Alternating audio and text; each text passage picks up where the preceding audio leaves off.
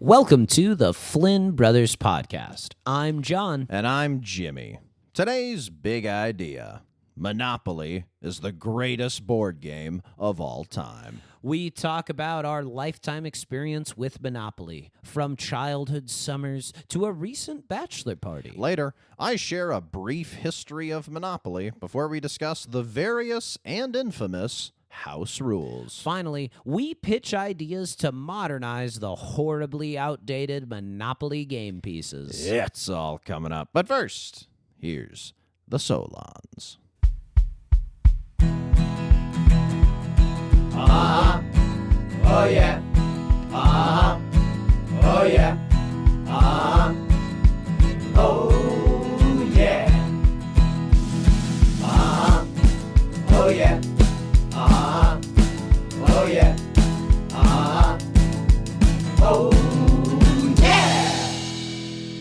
Well, last week we did something we hadn't done in a very, very long time.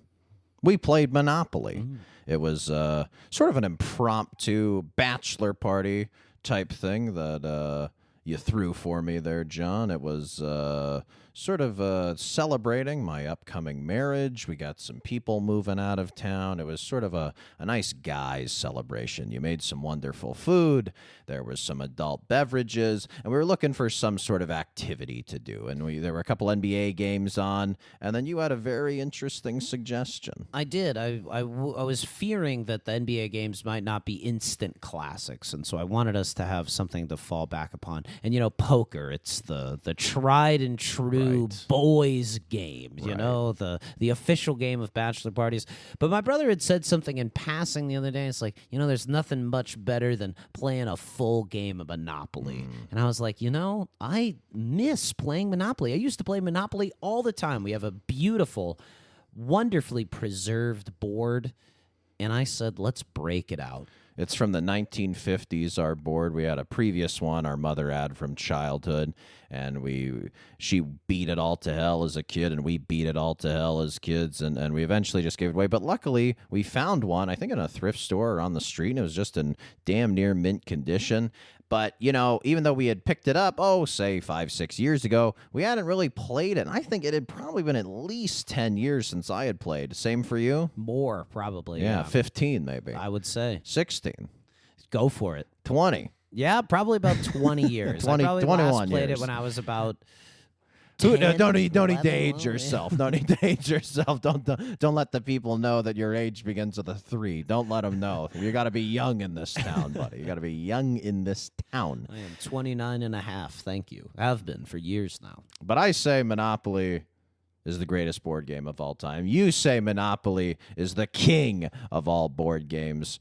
Talk to the people at home. What was our experience growing up as lads playing Monopoly? Well, in Sacramento during the summer, it routinely gets over 100 degrees. You cannot go outside without facing the wrath of the sun.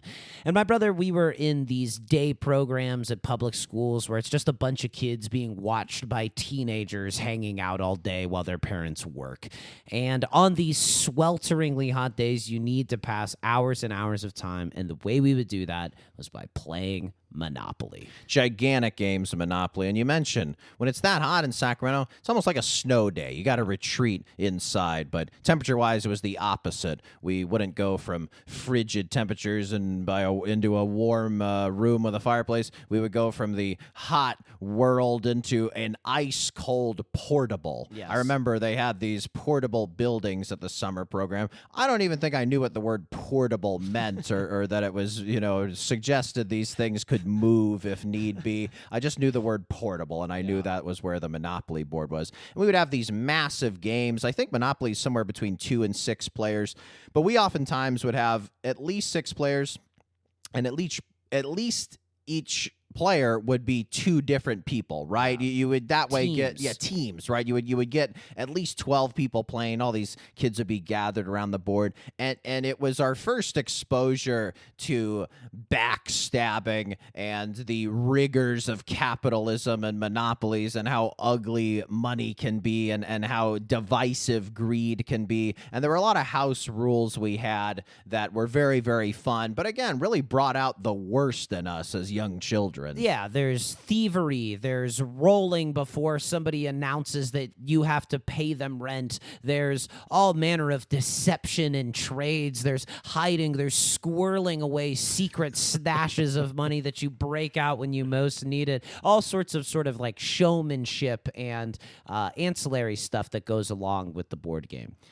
It's a difficult game to play if you aren't super sharp with multiplication and percentages. When we played at our recent bachelor party, we'd had a couple adult beverages. We were able to do the math with relative ease. But I was thinking about like modern kids and just how math scores aren't what they used to be. And you really got to know your times tables and be able to do quick math in order to play Monopoly, don't you? You got to know how to multiply times 150 pretty seamlessly. Yes. You also have to know what 10% of something is, which all of these things aren't exactly hard, but, they take a little bit of brain power.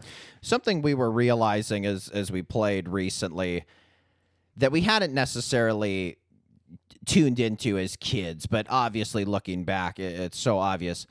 The great joy of Monopoly is how beautifully designed the game is, right? The board and that beautiful, clean font, right? And those wonderful, like, cartoon images of the community chest and of the Monopoly man and of the engagement ring under luxury tax and of the railroads and the, go to jail and the guy behind bars in the jail. And there's almost like this Art Deco, very 20th century aesthetic, right? It is a game from the 30s, and it feels like it's from the 30s. It's like the font is like what people hand painted on old office doors, like the CEO's door would be painted in that font. And yeah, it does have this very much like handmade quality to it.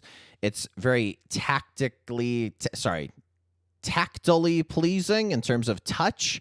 Feeling the money in your hands feels great. The houses and hotels feel great. The metal pieces feel great. The sound of them going on the board, the sound of those yellowy dice hitting the board is great as well. The property cards and cash, again, perfect size. They feel great in your hands. The copy that is written not only on the Monopoly rules but on those property cards and everything, it's like old advertising copy. I'm going back and rewatching Mad Men. It reminds me of that sort of 60s 20th century advertising where it's like ballpark franks are the best type of franks. They're perfect for a cookout, for a family, for a mom, a father, right? Like, it's just like it has this perfect sort of like rhythm and clarity and it's just very literary and well written, and you just really appreciate it. In addition to that, it's extremely thoughtful. There are quite a few rules to Monopoly. It's like one of those things where you don't even necessarily remember learning it for the first time, like learning the rules for the first time. They're just sort of in your bones. Like, I almost think of it like baseball. Like, it's really hard to explain baseball or football to somebody, but you grew up around it and you have this intuitive sense of it. But there were a couple of areas where we're like, I'm not sure of the rule of that, and then I would consult the rule book, and the rule every time is flawless. Like, I think Monopoly is just so beautifully constructed, both literally and figuratively. Like, the idea of Monopoly, the punishments for taking risks or the rewards for those risks paying off are very fair. Like, it's a cruel game, but it is fair. And I think that's what allows you to have these sort of variations on it, and everyone can kind of make it their own because the foundation is so rock solid. And we have a few house rules, which we'll get to later, but you're right. If you stick to the main Monopoly rules, it is just a perfectly conceived game. The biggest strategy, for those who have played Monopoly, you know this, but as soon as you're rolling and as soon as you're starting to play, what is the number one thing you got to do? Buy. Buy property, right? Cash is sort of a sucker's refuge. It's effervescent. It's gonna evaporate before your eyes as you're paying rent. Yeah, you're gonna be giving that away to the people who bought property. That's what happens. And we had this fun trick to kind of jumpstart the game. It's in the official rule book. I think you just randomly distribute 2 properties per person, and you subtract whatever the rent amount would be. The purchase value. Sorry, Yeah, the purchase value from each person, and it's a good way to kind of jumpstart the game. However, the game we played at the bachelor party, it still went over 4 hours, and we still didn't officially end it. Which again, we'll later talk about how to decide when you officially end a game of Monopoly. It is highly controversial. Trading though is very fascinating. We did something that was very hilarious that I'd never done in my history of Monopoly, where we were all sitting around and it was getting off to a good start. We're having a good time, but I'm looking around and I'm noticing something. I'm looking at, and our producer Will Slade was there, and I'll use him as an example.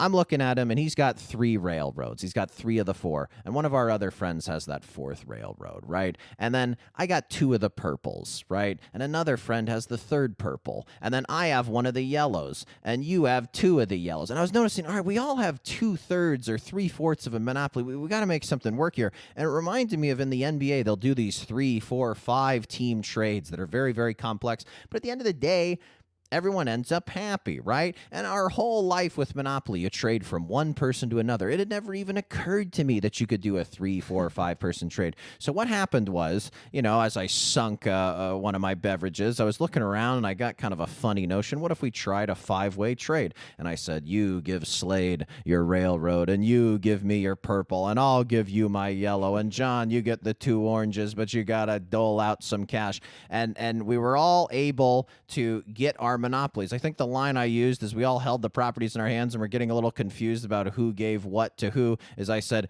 let's just start doing it until it feels wrong. Which, if you've ever been to a bachelor party, no matter if you're playing Monopoly or doing other things, that's always going to be said, right? Let's start doing something till it feels wrong. You know what I mean? And it all worked out. We had a good time. And to be honest, I was the first one who went bankrupt. But I didn't mind. It was just a good time. It was a fun time. That's the way about Monopoly. I think that's the other thing that it has in common with poker is, you have to take risks. You have to put something in the pot, and sometimes those risks don't pay off. Right. And you actually end up enriching another person. And so I think that's the other thing too. There's stakes. There's a very tactile nature of the game. It's very communal. There's trash talk. There's all sorts of stuff that you like in having poker, but I think there's just kind of more to Monopoly. Yeah, there's low balling, there's bluffing, there's negotiating. There, these things you can get in poker as well. But you almost play more of a character when you're playing Monopoly. You're playing the monopolist, the capitalist pig. Whereas in poker, maybe you wear sunglasses. Maybe you're trying to be, I'm not going to show any emotion. That's just not as fun as being a rampant, Rockefeller or Carnegie, is it? Exactly. No, you get to kind of indulge your negotiating side that maybe you don't work those muscles very often. It is funny though when I lost first in Monopoly, and it's one of the few games where you're just kind of sitting there like a cuck as everyone else continues to play, and you just have to be like, oh wow, oh hey, shouldn't have done that. You can kind of still talk trash, but not too much because you lost. It's a funny position to be in, the loser in Monopoly. Well, sometimes you can wander off and do what you will, but yes, it is a tough. I don't think as humiliating though as poker. Like poker is so much more boring to watch. Yes. To me, like Monopoly's much. You can see everything laid out. Yes. All the stakes, where everybody is obvious. The longest Monopoly game in recorded history. This was a statistic I found. Wow. 70 days. When I read that, you look shocked. When I read that, I thought, yeah, that's about right. I can't believe you're surprised. Why are you surprised? How? I don't. What do you mean how? It could have gone on forever. We went 4 hours and could have kept going. I guess. Yeah. Well, we had, augmented the game with our house rules, which introduces more money into the game, which I think extends it. Plus, I'm comparing 4 hours to 70 days. Yeah, that's quite different. You got to learn to pounce on your opponent's weak arguments. Well, I sort of think this is a collaborative project as opposed to a competition. But yeah, I guess you were just really evenly matched. Like they each had, half of the board or whatever. And yeah, there are times where that happens. 2 months, Yeah, so it is a game though where you do sort of get your fill. Yes. Where it's like, I don't even really. I'm happy enough being in the top 2, top 3. Any game is 4 hours, right? If you're binge watching episodes of TV, if you're doing back-to-back movies or really long movies, it's hard to keep entertaining yourself past 4 hours, right? Yes. Yeah. You know Need what I to do mean? something different. Just keep doing it until it feels wrong. That's a good ethos for life, I suppose. There are kind of other economy-based games we've played, like Settlers of Catan's a very popular one, and Risk, stuff like that. But Monopoly, I find really to be my favorite. Do you agree? Risk too long. Catan is nice. I got into that when I was older. It is just like a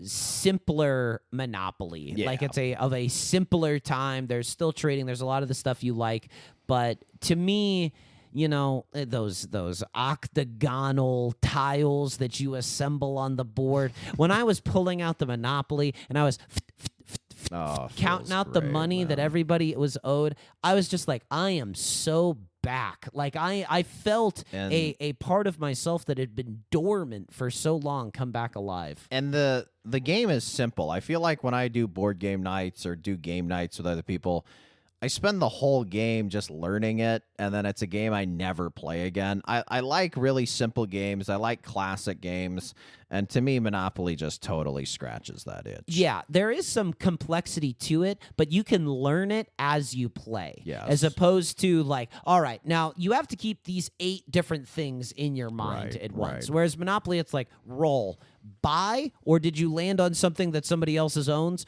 Pay. There you go. Simple. I, for once, have an actually, true to its name, brief history of Monopoly. This is not going to be one of your nauseatingly long diatribe histories. This is a good old-fashioned Jim's brief history of Monopoly. So this will go quick. Hold me to it. Okay. The game of Monopoly is based on a 1903 board game called... Do you know the name of the game Monopoly is based on? Is it called the Real Estate Game? You're very close. The Landlord's Game, which was created by a woman named Lizzie Maggie, maybe Maggie. It's Magie, just one G. McGee? Yeah, could be McGee.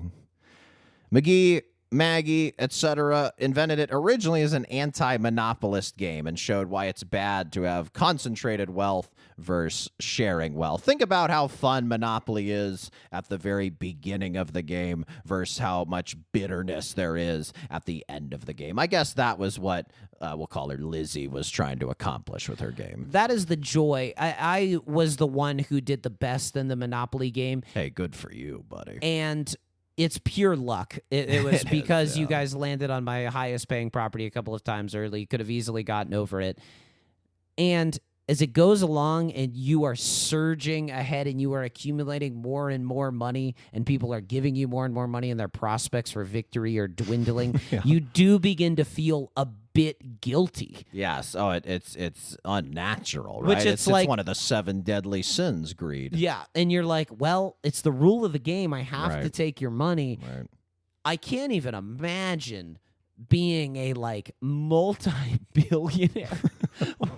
this pretty still sort of pleasant because I'm in character as the ruthless monopolist. Sure. But just to take and to take and to take and to give nothing back, it felt wrong. It felt awful wrong. That's why Scrooge was visited by those ghosts, Yeah. Right, you know what I mean? I do. In the year 1932, a man by the name of Charles Darrow is at a friend's house, and he plays the Landlord's Game, and he loves it so much, he asks for a copy of the rules, then changes a few things, basically rips it off, and creates Monopoly. The Parker brothers, hey, fellow pair of brothers, they buy Charles Darrow's version of the game, as well as Lizzie Maggie's patent for $500, and so they basically own all rights to the Landlord's Game of Monopoly, and they start selling games of Monopoly in 1935. Good investment, that $500. Yeah, not too bad. Of course, back then it would have been not that much money. Cartoonist, we got to tip our cap to him. F.O. Alexander is who designed the iconic Monopoly board. Of course, this was the early 20th century, so guys were still going by 2 initial names. That has fallen out of favor, right? Yeah. J.F. Flynn. Yeah. Of course, people know the locations in Monopoly. St. Charles Place, Boardwalk, Baltic Avenue, etc. They are based on locations in what city? Atlantic City. Atlantic City in New Jersey. That's correct. Basically, the game's been popular ever since the Parker Brothers started making it. So, like I said, very brief history. I mentioned they started selling it in 1935. Kind of makes sense as this like post-Depression board game, doesn't it? There is this element of escape. There is this element of, boy, money, the economy. It is kind of a game, isn't it? Right? And maybe wanting to take a little ownership of, boy, I really got screwed, and here I can be the one who's doing the screwing, so to speak. Yeah. No, it does give you a perspective. Shockingly, like you really do feel different playing the game. It's fun.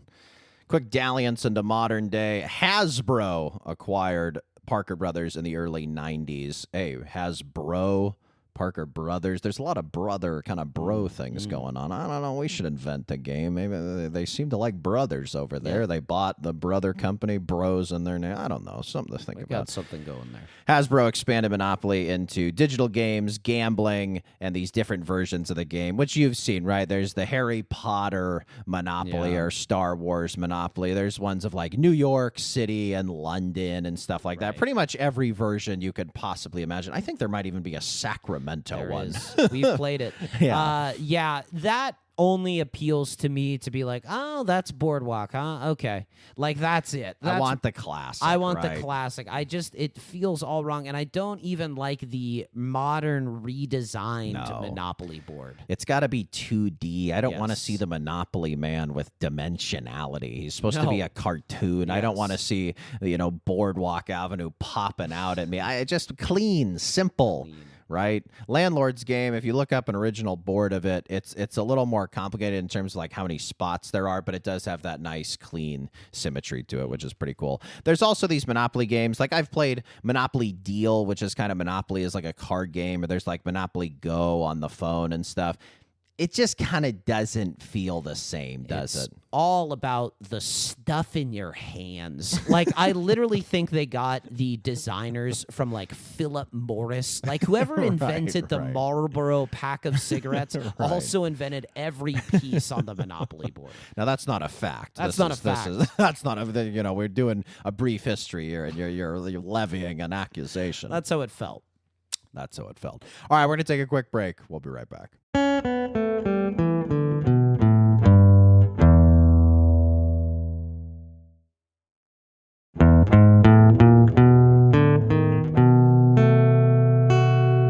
Now I want to talk about Mr. Monopoly, a.k.a. the Monopoly Man. What do you usually refer to him as? The Monopoly Man? Monopoly. You don't do Mr. Monopoly. No. I thought you were thinking of like Bartholomew Monopolasso the Third. He actually has some names that I'll get to in a sec. Speaking of Bartholomew Monopolasso the Third. So Mr. Monopoly, he was obviously based on these kind of Gilded Age era tycoons and industrialists. He's sort of a Rockefeller, a Carnegie, as I said. He's meant to make capitalism look cute. And he's got his, his identifying features that he wears. Top hat, mustache. Does he have a monocle? So, he does not canonically have a monocle. This is attributed to the collective false memory sensation known as the Mandela effect. Many people think that Mr. Monopoly has a monocle, just as collectively many people had a false notion that Nelson Mandela had died in a South African prison. But these sort of things can happen a lot. Another example of this would be for the Fruit of the Loom underwear logo. A lot of people remember a cornucopia as a part of it, but it's just merely a mix of fruits, which is what your Fruit of the Loom hold. But anyway, I've gone off topic. You're trying to interrupt. I was trying to get a point in. I think the reason we think Mr. Monopoly, the Monopoly Man, has a monocle is because Mr. Peanut has a monocle. I think that's part of it. Another reason is in Ace Ventura 2, he meets a guy who he like knocks out, and he calls the Monopoly Man, and he has his unconscious body, and he kind of like moves the mouth, and he says, "Do not pass go, do not collect 200." Brilliant Jim Carrey. Yeah. Ace Ventura He too. makes his ass talk. He makes Gets birthed by a rhino's ass. You get it. It's a brilliant film. But Mr. Monopoly, quote unquote, in that movie has a monocle. So I think that you're right with the Mr. Peanut thing. I think maybe Ace Ventura 2, When Nature Calls, could have attributed some blame here. But anyway, very interesting. He does not have a monocle. He's got the tuxedo, the top hat, the mustache, the cane, and then the wingtip shoes. Mr. Monopoly was originally invented for another Parker Brothers game called Rich Uncle, kind of Monopoly adjacent. So the character was originally just called Rich Uncle. But he has other names. The Monopoly Man, as we said. The Monopoly Guy, which he's not a guy. No. He's a man, or a mister, right? Yeah. When he was in the game Rich Uncle, his name was Rich Uncle Pennybags. I think his actual name is Milburn Pennybags. And then I just saw another one on listed online, Gualtiero. I don't know if this is some sort of Spanish nom de plume. I don't know what Gualtiero.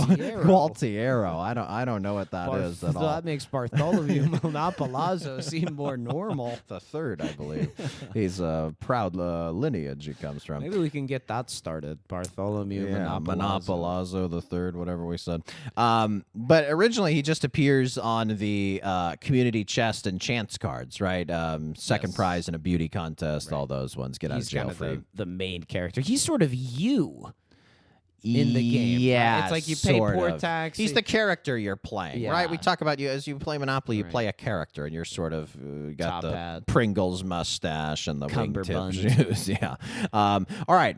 We're going to play a quick game here regarding the Monopoly House rules. I'm calling this game Boom or Bust. So you either like or hate these Monopoly House rules. Boom for those is like, bust is. That's correct. For fans of finance, if a business is booming, it's doing well. If it's going through a bust, it's doing poorly. It's a very simple economics, right? Sure. You'd learn this first day in any economics class. Right. Supply, demand, etc. All right. Boom or bust. This Monopoly House rule, the free parking jackpot. Boom. Boom. It's a huge boom for me. I think it's the AJ and Big Justice. They're the guys who bring the boom. They would definitely be bringing the boom here. Oh, yeah. Anyway. Original rules, you land on free parking, you just stay there. It's just free parking. You don't have to pay. But you add like $100, you can start with $500, and then all of the taxes that you pay from Chance Community Chest, income tax, luxury tax, all goes into the center pot, and then whoever lands on free parking wins it. And sometimes you talk to the fellow players, hey, should we goose it another 500? And everyone's like, yeah, let's go for it. It just makes it fun. Someone who's totally dead in the water can suddenly win, $2,000 and be back in it. Well, because often in Monopoly, you can acquire monopolies, but then you have no money to do anything about it with. So when you hit the jackpot, it's like a bailout, basically, from the government. It lets you supercharge your game. We experienced that of the 07-08 financial crisis. Right? A little commentary there, perhaps. Boom or bust. Receiving extra money for landing on go versus just passing go. No, there's already enough money. No, it's not no. Oh, sorry, bust. You got to play the game. Bust. Bust. You bust that That's one. not one of our house rules, so that's No. a bust. Yeah, I kind of like it though. It's kind of interesting. I like money getting pumped into the game. I am kind of a fan of. So I might boom that one maybe. Boom. This is a great one I came across online. Boom or bust. If you catch someone cheating, you get to put them in jail.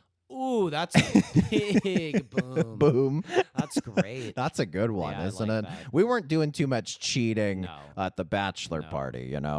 We were trying to be upstanding. A few of us were kind of, I was even struggling to remember some of the rules and stuff. So we were pretty above board. But, in the old days at our summer program, if you had mortgaged a property and it's been a few turns and no one remembers and no one's looking, you just flip it right side up. It was never mortgaged. Hey, wasn't that property mortgaged? I don't know. Why is it right right side up? Can you prove it never was, right? Stealing, Jail. yes, jail. Stealing money from the bank. Someone catches your hand in the cookie jar. Jail. There you go, right? I think it's a really good rule. I like that a lot. I'd almost want to cheat in order just to get caught and thrown in jail because it's fun. It's fun, Right, isn't it? it's fun. You play a character. Yeah. Okay. Boom or bust. Now this is against the rules. Players are not allowed to give or loan money to other players. So boom or bust, if you are ahead in the Monopoly game and you want to keep playing and you want to throw a bone to someone who's about to go bankrupt, you're allowed to lend money to someone who's about to go bankrupt. Boom or bust. Bust. This is a game of ruthless capitalism. There's no feeling sorry. There's no giving somebody a lifeline. Pay up or hit the bricks, pal. Go sit in the chair in the corner and watch me do what I will in this game. Look at you, the character you play. I came out of me there. Your Milburn Pennybags, or should I say Gualtiero? Should I say Bartholomew Monopolizing the third? There you go. Last one. Now, I think many people know if you decline to buy a property in Monopoly, the property then goes up for auction. Are you familiar with this? Yes, I am. So boom or bust, no auctions if a player decides to not buy a property. Bust. I think we didn't used to play auction style, but I remember our dad told us about it. So fun. It's way more fun. Yeah. So fun. It also, it's like the game doesn't start until all the properties are out. Until then, you're just sort of like, you're just building up to it. Like the game starts when everybody has properties. Yeah. So get 'em out. I got to say, I'm a fan of money getting pumped into it. I'm a fan of arguments and haggling. As much cheating and lowballing and negotiating and auctioning, as much financial malfeasance as possible, that it creates the best Monopoly game, I would say. You want a heavy dose of the human element. I got a few other questions before we get into our final game here. Why do you think Monopoly brings out the worst in people? Because you hear all the time, I don't want to play Monopoly. It's just going to make us mad. I'm going to flip the board. My family stopped playing Monopoly. Why do you think it brings out the absolute worst in people? Because it's ruthless. There is no forgiveness, and you can be dead, and it takes turn after turn after turn. Everything gets taken from you. All your hopes, all your dreams that when you're first buying a property here or there. Oh, now I've got two of the same color. Perhaps I will get a Monopoly. And then you do get a Monopoly and you're able to put houses and hotels. Oh, but then you land on someone's even more expensive hotels. All of your hard work washed away, given to someone else who then uses it against you. It's cruel yet fair. Yeah. I think it goes to part of what I was saying. When you lose, you got to just sit there, poor, bankrupt, jealous. I just, you feel so neutered and emasculated and embarrassed. And I look, me personally, like when I went bankrupt, it was sort of like, man, I kind of saw it coming. Yeah. Like it is what it is. It's this kind of inevitable thing, and you know when it's going to happen. But I don't know, like I remember being a kid and being more upset when it would happen, especially if you have someone opposite you who's like gloating and kind of rubbing your face in it. But I don't know, man, like I just kind of, when we played recently, it's like I didn't really have any of the anger or bitterness. Like it's just like, okay, like I lost. I easily could have won. If we played again, I might win. It just it's wherever the whatever showed on the die that day, you know? That's really it. There's a heavy dose of luck. I mean, you can negotiate, you can wheedle, but ultimately it's about the numbers you roll. Ideally, how should a game of Monopoly end? It depends how many people are playing, but ultimately it should be down to two people who have quite a bit of property, who've been landing haymakers back and forth, and one of the person owns Boardwalk and the other person lands on Boardwalk with a hotel, and it just wipes them completely out. Because the worst part about Monopoly is the slow bleed, where you still have some hope. Maybe if I hit free parking, or if I do this, and it's like, I didn't get that roll. Oh, I didn't get that roll. Oh, I didn't get that roll. Like that feeling over and over again. Yeah. That's where I think the frustration comes out. It's better when there's just a quick, clean guillotine Boardwalk hotel. Game over. Yeah, perfect world. I think that's true. I remember as a kid, like someone went bankrupt going onto Park Place and then snake eyesing onto Boardwalk, both with hotels, and it's like for $3,500 gone. You're done. Yeah, after you've like done all of the math and mortgaged and taken the properties off just to like stay alive in the Snake game. eyes kills you. Bam. Yeah. The other great way that it can end for Monopoly is if you've been, and this is how it ended at the bachelor party, is we had been playing for 4 hours. Pretty much everyone was out. It was me and another guy who were in the mix, and he did not have much to hold on to, but then he hit the free parking, and we called it. And it's just like, this is a stalemate. Like, we're gonna go for another few hours. Two boys win. Yeah. Three don't. But hey, cheers to a good time. That's it. Last question for you: what is the perfect amount of players for a game of Monopoly? I liked what we had. Five maybe yeah. one more than like 4. I think really makes a good game. 2, it just is a little bit insular. I like having a little bit of at least 3. 4 is probably perfect. 5 maybe is the maximum. 6 is probably too many. I think 2 and 3, someone's gonna get mad. Yes. Someone's gonna get mad if you just have 2 or 3 playing. Well, because someone's gonna be the runt.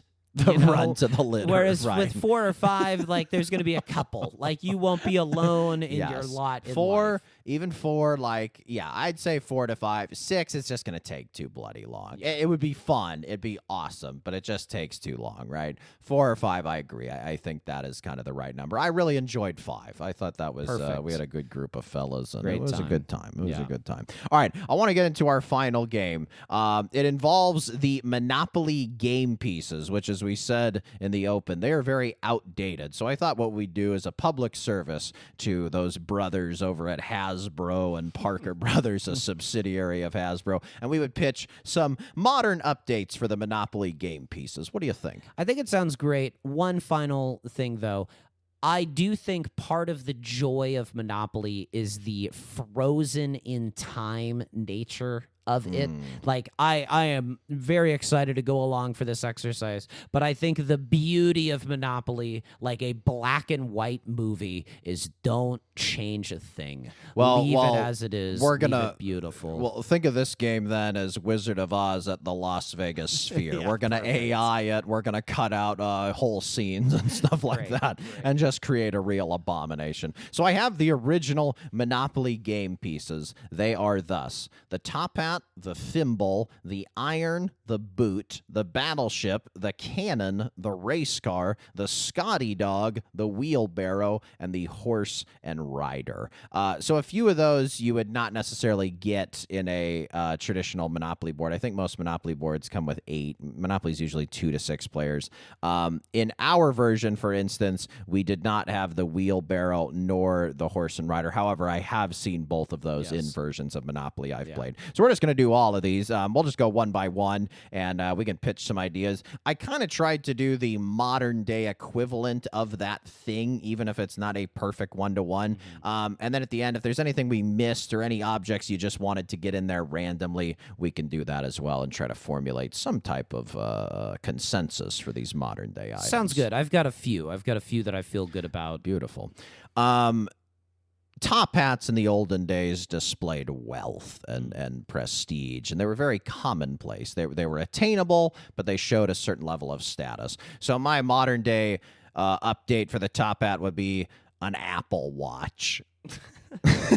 Wouldn't that be a fun little game piece? An Apple Watch? How about that? suppose. Tells you your heart rate as you're going bankrupt. Yeah, fair. I would say the one thing about all of the Monopoly tokens is that they all have very distinct silhouettes, and they're very kind of fixed figures. You know, they're cast in this pewter, silver, or whatever it is. I don't think it's silver. Whatever it is, tin. Tin, maybe. I don't know. So a top hat is immediately distinctive, whereas the Apple Watch, you know, it either goes on a wrist or it has the floppy arms. So Oh, sure. I'm not No, trying to. You'd have it like together, like it was on a wrist, but it's solid metal, like a ring almost. You know. You wouldn't have it floppy. Oh, I see. I see. yeah, I get it. I gotcha. Okay, that's good. I like that. That's a There you good go. one. The one Thanks, that I buddy. had for the top hat, I just kind of kept it still. I think a ball cap is fine. Ball cap. Like I think a okay, ball all right, cap, yeah. you know, it's not a modern. as modern as I'd hoped for, but that's okay. Well, you no know. one's wearing top hats anymore. People still wear ball caps, and it has the distinct silhouette. I could see myself moving a ball cap. Okay, around. ball cap. I like that one. The thimble. I am replacing the thimble with a fidget spinner. Ooh. Very I good. don't. Not that a fidget spinner helps you sew things, but a Yeah. thimble's just a little thingamajig, and that's Right. what a fidget spinner is. It's a little good lord, thingamajig. You It's a got it. fidgemajig. Yeah. Yeah. That's a good one. You got one? I don't have one necessarily as related to the thimble. This is one that just popped into my head. Yeah. A pair of sunglasses. Oh, I I like think would that. look I kind like of that a cool. lot. Oh, sunglasses. I think Yeah. that's very fun. There you go. Replacing the iron. Again, not like a pipe. It's like Mm. what you'd use to iron clothes. They have one of those in there. I'm going to go modern with a Nespresso pod. Pretty modern and cool, huh? What do you think of that? Moving that around, filling the landfill. Kind of. I can feel that. Right. That's a very thimble shaped. I feel like that one goes. No, better no, with a it's for the thimble. iron. No, I more understand. for the thimble. I see. I think see it what looks you're like saying. a thimble. Yeah, I see what you're saying. I should flip those maybe. Yeah, I'm Okay. with you there. What popped into my mind, which would be very difficult to distinguish from the Nespresso pod, considering the scales are the same, would be an air fryer. Oh, I like that. I like Yeah, the air yeah, fryer. there That's you a go. good one. There That's you a go. very good I don't know one. how you would really render an No. air fryer. These that aren't small. that'd be tough. That'd be tough, and it'd probably smell bad as most of the air fryers do. This one was a perfect 1-to-1 for me. So I know some of those other ones seemed a little insane. So this one, I promise you, folks, will make a little more sense. The boot, I'm going to replace with a crock. Did you have that written down? I have that crock. written Hey, down. look at that. A Look at crock that. is a perfectly designed thing for a Monopoly Perfect token. for a modern Monopoly, millennial Monopoly. These would be the pieces for a Gen Z millennial Monopoly, right? Well done, buddy. The battleship we would replace with a drone. I also have this. Yes. Good. This is how warfare is fought nowadays. We don't have battleships. We have drones. I think it would make a nice little silhouette. I think it'd be fun moving it around the board, going, doing the little drone helicopter sound around the board. No one would go nuts from that. No. All right, the cannon. Obviously, the cannon, very phallic, right? Sort of a show of Okay. dominance, right? We're going to replace the cannon with the eggplant emoji. You get kind of the connection of the phallic. You get it Yeah. modern. What do you think about that, I buddy? like that. What popped into my head was a hot dog on a bun.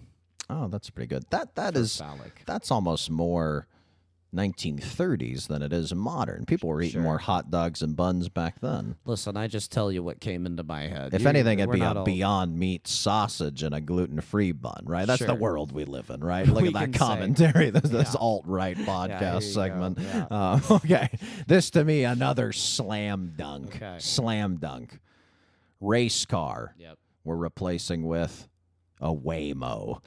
Good. I have something very similar. I have the Cybertruck. Cybertruck. I think the I like Cybertruck that. I like that. really fits. It's already the- metal. Yeah. Oh, I like that a lot. think Okay, that- fine. that's All the right, one. all right. We'll do Cybertruck. Yeah. I Haven't like that a mentioned lot. one of those in a while on the pod. here. Yes, It was yes, a yes. Early favorite. Well, we're still saving up for a Flynn Brothers decal Cybertruck that we can drive around and record in. Bought this before I knew how he was. Right, that's the bumper yeah. sticker. Yeah, yeah. Well, It's like you still gave him $60,000. yeah. Well, plus an extra 10 with the decal. Yeah. All right. This is a tough one. I don't know about the Scotty dog, but Scotty dog, we're replacing with an iPad. I don't know. What do you think? What are we doing with the Scotty dog? I think the dog is timeless. I could even say like little purse dog, like a Chihuahua. Yeah, sure. What's that again? A stroller.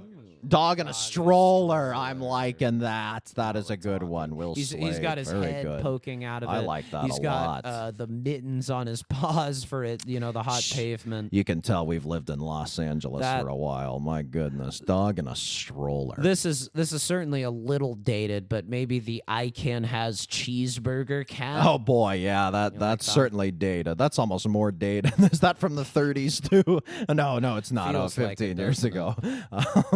All right, the wheelbarrow, a thing that transports and does work for us, kind of, right? It aids us in work and service. Okay. I'm thinking we replace it with an Amazon Prime delivery van. Good. I see.